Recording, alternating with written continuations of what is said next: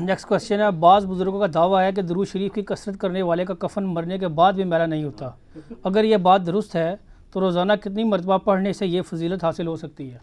سر یہ اگر کوئی وظیفہ ہو بھی نا اور آپ پڑھ بھی لیں تب بھی یہ نہیں مانیں گے، اس لیے جب تک آپ ان کے فرقے میں نہ آئے۔ یہ کہتے ہیں بقیہ غرقت میں جو دفن ہے وہ جنتی ہے، تو بریلویوں سے کہیں کہ شیخ زکریا کاندلوی بقیہ غرقت میں دفن ہے مدینہ شریف میں، فضائل اعمال والے، وہ کہیں گے او تے پاویں جتنے مرضی دفن ہوئے۔ تو فضیلت تو یہ کبھی بھی نہیں حاصل ہو سکتی۔ یہ فضیلت حاصل کرنے کے لیے پہلے آپ کو فرقے میں آنا پڑے گا ان کے۔ الیاس قادری صاحب کے پیر و مرشد ضیاء الدین مدنی بھی بقیہ غرقت میں دفن ہے، تو یہ دیوبندی ان کو جنتی مان لیں گے؟ ناٹ ایٹ آل، کبھی نہیں مانیں گے۔ یہ بالکل کہانی ہے، کفن میلا نہیں ہوتا۔ کسی کو اگر زوم ہے نا اس طریقے سے ہو جائے، یہ اللہ نے صرف نبیوں کا پروٹوکول رکھا ہے۔ ابو داؤد میں حدیث ہے کہ اللہ تعالیٰ نے مٹی کے لیے حرام کیا ہے کہ نبیوں کے جسموں کو کھائے، یہ صرف نبیوں کا پروٹوکول ہے۔ نبیوں کے علاوہ بھی صحابہ کرام میں جس کے لیے اللہ چاہے تو ہو سکتا ہے، جس کے لیے نہ چاہے تو نہیں ہو سکتا۔ صحیح بخاری میں 1390 نمبر 1390 ہے کہ حضرت عمر کا پاؤں آلموسٹ 70 سال کے بعد حجرہ عائشہ کی دیوار گرنے سے باہر نکل آیا، پھر ان کو دوبارہ دفنایا گیا تو وہ سلامت تھا۔ لیکن کئی صحابہ ہیں جن کو رومن امپائر کی جنگوں میں کڑاہوں میں جلایا گیا، ان کے روسٹ ہو گئے۔ وہ کتنے صحابہ کا مسئلہ ہوا، خود حمزہ ابن عبد المطلب کا مسئلہ نہیں کیا گیا غزوہ احد کے موقع پر، تو کوئی لاش کی حفاظت نہیں ہوئی ہے۔ کفن میں کہتا ہوں ان کو چھوڑ دیں، تمہارے جو بزرگ میرے بھائی آپ زندہ ہیں نا، جب یہ مر جائے نا ان کی لاش ذرا ایک ہفتے کے لیے چوک میں رکھو، پھر دیکھتے ہیں کفن میں سے بو آتی ہے کہ نہیں اور میلا ہوتا ہے کہ نہیں۔ ہاں کفن میلا نہیں ہوگا اگر سائبیریا میں دفنا دیا جائے 1000 سال تک بھی، کچھ بھی نہیں ہوگا۔ ادھر تے ہوئے گا بھائی، ڈیکمپوزیشن شروع ہو جائے گی، یہ نیچرل پروسیس ہے۔ اور ان کے لیے پھکی یہ ہے کہ صحیح بخاری میں کتاب الجنائز چیپٹر میں حدیث موجود ہے، اما عائشہ کہتی ہیں جب حضرت ابو بکر کی موت کا وقت قریب آیا، انہوں نے مجھے بلا کے کہا کہ بیٹی یہ بتاؤ کہ نبی علیہ السلام کتنی سال کی عمر میں فوت ہوئے تھے؟ ان کا 63 سال۔ تو ان کا بیٹا میری کتنی عمر ہوئی ہے؟ ان کا 63 سال۔ ان کا نبی علیہ السلام کس دن فوت ہوئے تھے؟ انہوں نے کہا منڈے کے دن۔ تو ان کا آج کون سا دن ہے؟ ان کا منڈے کا دن۔ تو انہوں نے کہا کہ میں اللہ سے امید کرتا ہوں کہ میں بھی آج ہی مروں گا۔ اللہ کا شکر ہے اس دن نہیں مرے، اگلے دن مرے۔ بخاری میں موجود ہے، علم غیب ختم۔ اس پہ میرا کلپ ہے، حضرت ابو بکر کا علم غیب۔ سر ابو بکر تو وڈا کیڑا ولی ہے تہاڈا، آؤ نا لے کے آؤ نا۔ یہ بخاری شریف ہے، وہ کہانی شریف ہے۔ بزرگاں پہلے ہی دستا، او تہاڈے بزرگ ہن نہیں دس سکتے، میں فارمولہ لکھ کے دیا نا، اینج بھی تکتے رہن قیامت تک نہیں پڑھ سکتے۔ سمجھنا تے دور دی گل ہے، ریسائٹ نہیں کر سکتے مکینیکل انجینئرنگ دا فارمولہ۔ پرانیاں گلاں، پرانے بزرگ، پرانے فرقے، ٹھیک ہے۔ ہوں تو میں نے کہنا چل اس میں انہاں دی برسیاں بھی ہو چکی ہیں، ختم اللہ کے فضل سے۔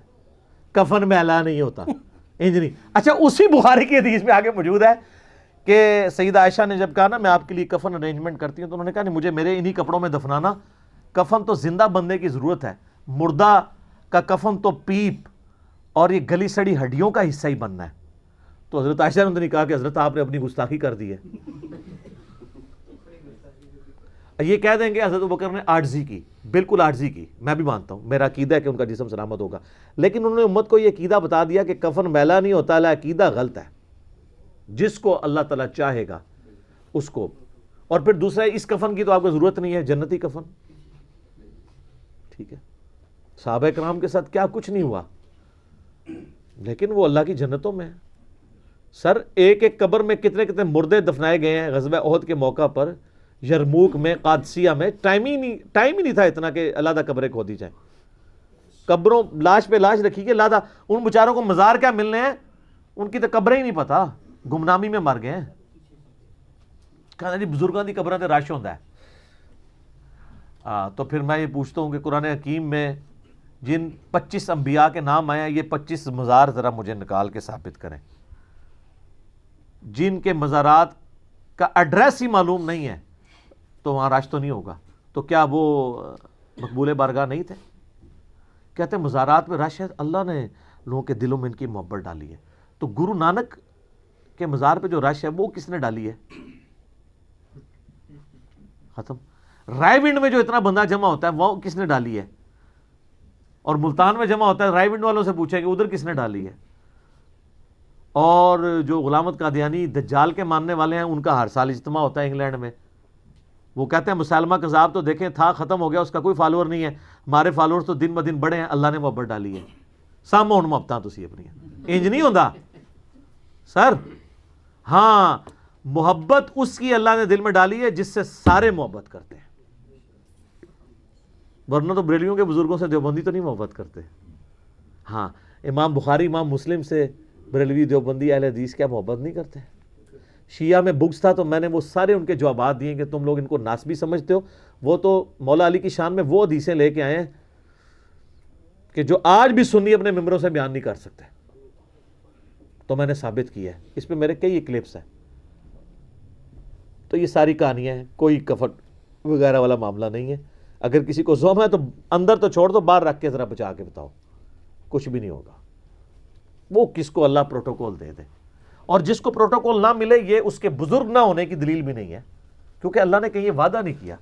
ورنہ تو یہ حدیث ہونی چاہیے تھی کہ اللہ تعالیٰ نے انبیاء, اولیاء, صحابہ, تابعین, تبع تابعین کے لیے حرام کیا ہے کہ جسموں کو مٹی کھائے.